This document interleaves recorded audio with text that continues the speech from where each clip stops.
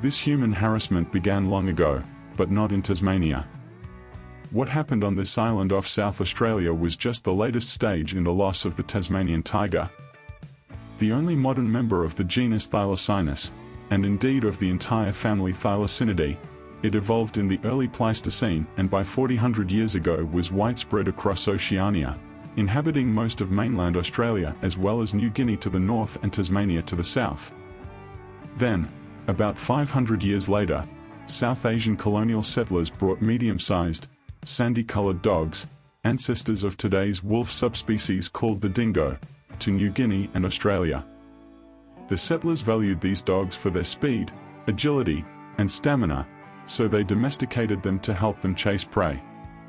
The local Aborigines were equally impressed and happily adopted them as hunting companions. But many of the dogs escaped into the wild, where they began to breed. Because dingoes are placental mammals, considered more evolved, intelligent, and generally more successful than marsupials, they were much better predators than Tasmanian tigers. They easily outcompeted Tasmanian tigers for habitat and prey, and likely preyed on their young and adults themselves. As a result, tigers were continually pushed out and by 3,200 years ago had been completely driven off the Australian mainland, probably including the island of New Guinea. Fortunately, dingoes did not manage to spread to Tasmania. There, a population of only 4,000 or 3,000 tigers managed to survive, but at least they were isolated from superior carnivorous competitors and humans. Almost 3 millennia had passed before the Tasmanian tigers faced another deadly wave of problems. It started around 1800, when British settlers began arriving on the island in large numbers. In 1824, sheep were introduced en masse to Tasmania's vast and grazable grasslands, with the aim of expanding the wool industry that was already flourishing in neighbouring Australia. The negative consequences of settlers' reckless decisions and greed soon became apparent. The fencing of the pastures robbed the wildlife of its home. And the livestock, of course, did not cope well at first and were subjected to great stress in their new environment in the middle of the Tasmanian wilderness. Both were clearly worse off.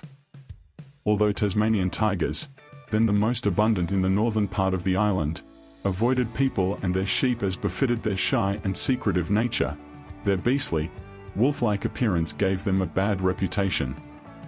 Farmers began to blame them for the frequent mass deaths and massacres of their herds, when in fact these were mostly due to the mistreatment of domestic animals and sheepdogs that had escaped into the wild and become feral. Farmers even resorted to media manipulation to convince the government of the damage allegedly caused by Tasmanian tigers.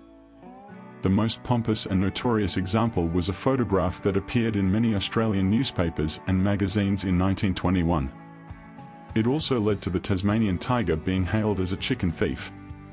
But it was a huge scam. The photo that was published was actually cropped to hide the background. When the real photo came to light, it was clear that it was a staged captivity scene. Furthermore, a later analysis of the photo even revealed that the specimen shown was not even alive but stuffed.